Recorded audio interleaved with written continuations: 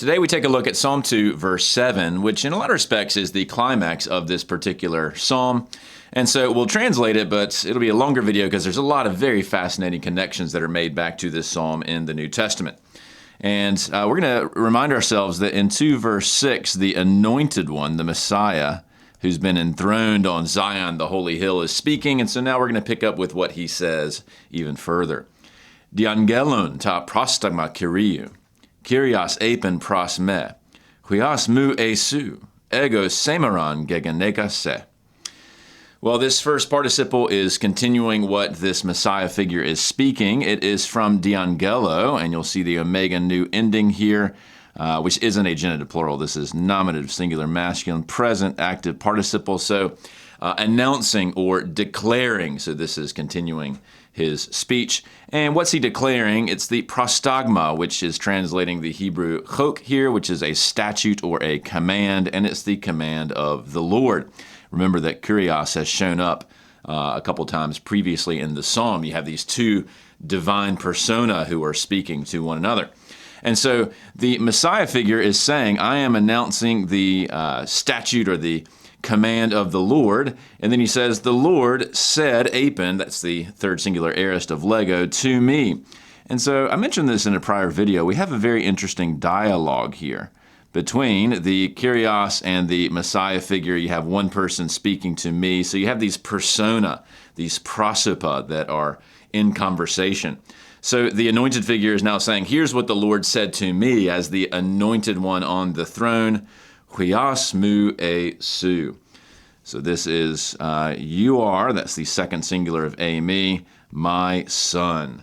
So it's a beautiful declaration that he is his son, in a certain sense, at his right hand, which anticipates Psalm 110.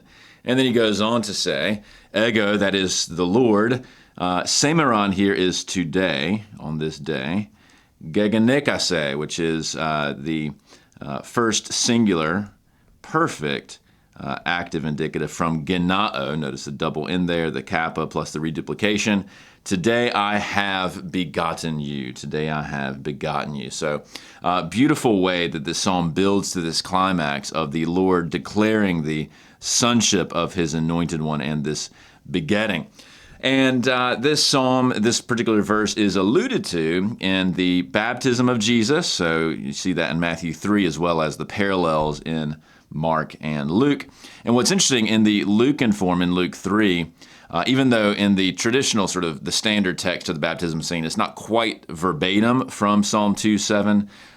It'd be something like, this is my beloved son, or you are my beloved son. In Codex Bezae and some other manuscripts, you actually see the exact wording of Psalm 2:7 inserted at Luke 3:22 in particular for the Father's speech to the Son. And then you also have this psalm alluded to in the transfiguration, Matthew 17, as well as the parallels. And that reinforces this idea that basically what the psalm is doing is you have the Father, now, which is basically Kyrios in the original Greek, or Yahweh in the Hebrew, speaking to the divine Son here, which is both the Christos, as we've seen earlier in the psalm, and also the huios.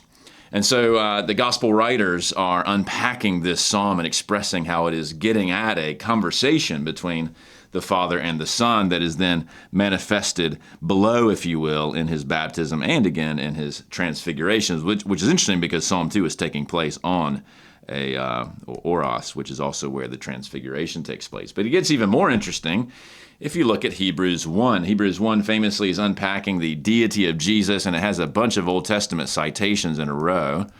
Unpacking that, and Hebrews 1:5 is where it starts. The writer says this, for to which of the angels did God ever say, you are my son, today I have begotten you? This is a direct quotation of what we just looked at. And notice that the writer of Hebrews is picking up on the fact that this is a speech between God the Father and God the Son. And he's using that to reiterate that Jesus, that the divine Son is actually superior to the angels because this particular psalm is actually addressed to him. The Lord said to me, you are my son. And so in Hebrews at least, Psalm 2:7 is picking up on the pre-existent deity of Jesus, because that's the whole point of Hebrews 1, is using the scriptures to point that out. And it's interesting, it starts with this very psalm verbatim from the Greek. But that's not the only way this psalm can be played out. We also see it in Acts 13:33, where the speaker here says, by raising Jesus, so we're talking about the resurrection, as also it is written in the second psalm. And so already by the time of the New Testament, it's the Psalter has a particular shape. This one they already are, it's already known as the second psalm. And then you are my son, today I have begotten you, again, exactly quoting this. So the frame of reference here is not necessarily pre-existence, nor is it his baptism, nor is it the transfiguration, but this is actually in reference to the resurrection. So in other words, if you look at Psalm 2, it has a lot of ways that it's pointing to Jesus. It's referring to his pre-existence, his divine nature, his baptism, his transfiguration, his resurrection. And then eventually we'll see how Psalm 10 is going to anticipate his re-enthronement, if you will, his session at the right hand of God. So it's very, very fascinating what's going on with this psalm. I know it's been a longer video, but I hope this has been fun to make these different connections. There's actually a lot more we could do because Psalm 2 is so fruitful for the New Testament, but hopefully this whets your appetite. Thanks for sticking in there.